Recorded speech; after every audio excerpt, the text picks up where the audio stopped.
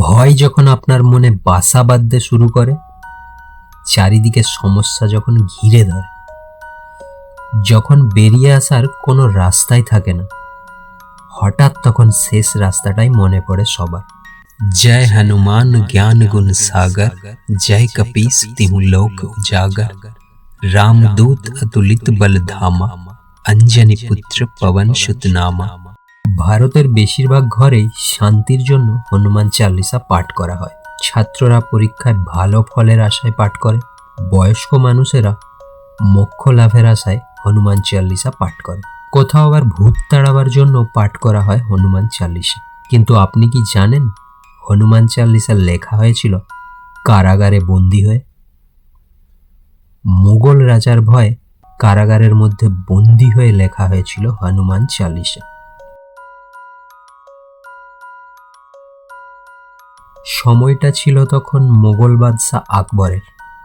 ভারতে তখন আকবরের শাসন এতটাই বেশি ছিল যে তার কথা না শুনে একটা পাতাও গাছ থেকে পড়তো না। ঠিক সেই সময় বেনারসের ঘাটে একজন সাধু রামের নাম শুরু করেছিলেন, আর তিনি হলেন তুলসীদাসজি। তুলসীদাসজি অবধি ভাষায় রামচরিতমানস লিখে ভগবানকে মন্দির থেকে নামিয়ে মানুষের ঘরে প্রবেশ করার রাস্তা দেখিয়েছিলেন। সাধারণ মানুষ একটু একটু করে তুলসীদাসজিকে এতটাই ভালোবেসে ফেলেছিলেন, তাকে প্রভু রামের সঙ্গেও তুলনা করতে থাকেন। ধীরে ধীরে তুলসীদাসজির নাম চারিদিকে ছড়িয়ে পড়তে লাগলো। অবশেষে একদিন মোগল বাদশাহ আকবরের কানেও এসে পড়ল তুলসীদাসজির নাম। কেউ কেউ বলতে লাগলো এই সাধুর এত ক্ষমতা যে মৃত মানুষের মধ্যেও জীবন এনে দিতে পারে। এত কিছু শুনে আকবর রেগে গিয়ে সৈন্যদের আদেশ করে বলল, ওই সাধুকে আমার প্রাসাদে ধরে আনো। আজ থেকে তার কাজ হবে আমার গোলামি করা, ভগবানের নাম গান করা নয়। সিপাহীরাও এরপর তুলসীদাসজিকে জোর করে রাজার কাছে ধরে আনলো। সামনে রাজা আকবর, যার একটা ইশারায় হাজার হাজার সিপাহী যুদ্ধের জন্য সদা প্রস্তুত, আর অপরদিকে সাধারণ একটা সাধু, যার হাতে শুধু একটা কমণ্ডল আর মুখে সর্বদা রাম নাম। আকবর এবার ব্যঙ্গ করে সাধুকে বলল, শুনেছি তুমি প্রচুর চমৎকার করতে পারো, আজকে আমাদেরকে একটু চমৎকার করে দেখাও। সাধু তখন হেসে বললেন, হে রাজা, আমি কোনো জাদুকর নই যে চমৎকার করে সবাইকে আনন্দ দেব। আমি একজন রামের সেবক, চমৎকার দেখান আমার প্রভুর রাম। এই কথা শুনে রাজা প্রচণ্ড রেগে গিয়ে সাধুকে কারাগারে বন্দি করতে বলল, আর হাসতে হাসতে বলল, দেখি তোমার জন্য তোমার রাম কি চমৎকার করে। এখান থেকেই জন্ম হয়েছিল হনুমান চালিসা। তুলসীদাসজিও তখন হাসতে হাসতে কারাগারের দিকে এগিয়ে গেলেন, আর কারাগারে বসেই রামের নাম গাইতে লাগলেন।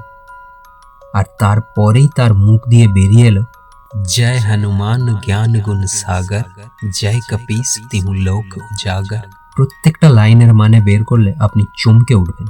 ভূত পিসাচ নিকট নেই আবে, মহাবীর জব নাম শোনাবে। তুলসীদাসজি তখন কিন্তু কোনো ভূতের কথা বলেননি। এই কারাগার, সেনাবাহিনী আর রাজা, এরাই তখন তার কাছে ভূতের চেয়ে কম কিছু ছিল না। তারপর ধরুন সংকট কাটে মিটে সব পীরা, সব থেকে সংকটে তিনিই তখন ছিলেন। একটা একটা করে দিন কাটতে লাগলো, আর একটা একটা করে লাইন বাড়তে থাকলো। অবশেষে 40 দিন কাটলো এই কারাগারে। 40 দিনে 40টা শ্লোক লিখেছিলেন তুলসীদাসজি, তাই এটাকে চালিসা বলা হয়। সবশেষে লিখেছিলেন, তুলসীদাস সদা হরি চেরা, কি যে নাত হৃদয় মহাডেরা। লেখা সম্পূর্ণ হওয়ার পরেই চারিদিক থেকে বানরের দল রাজপ্রাসাদকে ঘিরে ফেলল। এত পরিমাণে বানর সেনা দেখে আকবরও ভয় পেয়ে ছুটে গিয়েছিল তুলসীদাসজির কাছে।